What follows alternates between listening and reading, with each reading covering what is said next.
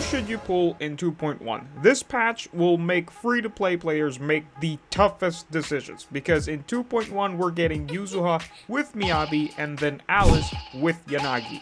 All are good agents, but as free-to-play you gotta pick only one or two if you're lucky. So if you're a free-to-play player and don't know who to pick, let's talk some value strats so you won't make a mistake. Before we dive in, hit that like and sub button. It really helps me to keep making these videos. Now without further ado, roll the intro.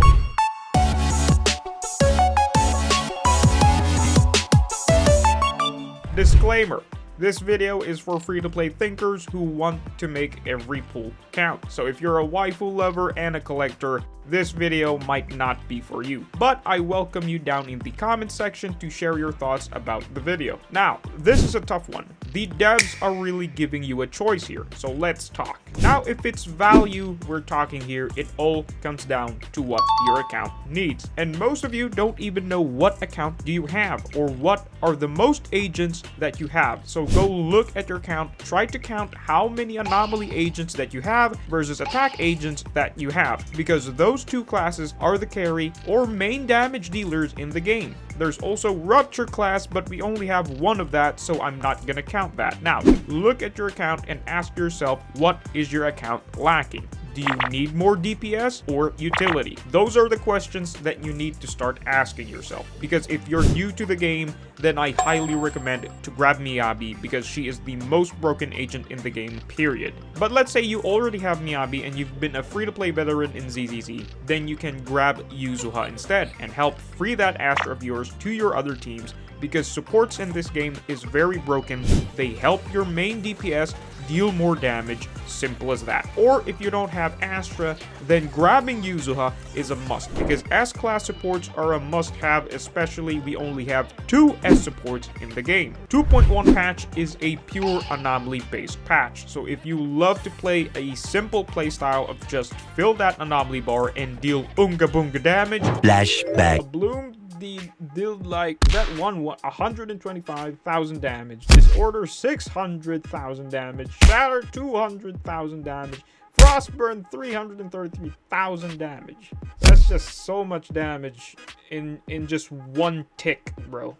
In one tick, that's the amount of damage you just dealt. That's insane. End of flashback. Then Anomaly is for you. But if your account is looking like mine, which is purely based on attackers with utility agents such as a stunner and support, then you might as well skip this patch and save up all that lovely poly for future agents that might fit your preferred playstyle. But let's talk about the first phase of 2.1 banners in a nutshell. Yuzuha is kinda OP at the same time, kinda alright. In my opinion, she's a support that can buff attack and anomaly damage that applies a debuff to make your agent's anomaly bar fill up faster. She also has auto parry mechanic and multiplies the disorder damage, and when you have her passive stacks, she will do aftershock. Pretty neat. Her playstyle and kit is kind of the same as Vivian. You only need to play her when she has her resources up, then you switch to your main DPS. Pretty broken value already, especially if you have Yanagi and Vivian. With Yuzuha, the amount of one tick damage that you can do by proccing one anomaly is already disgusting. You can see literally all these numbers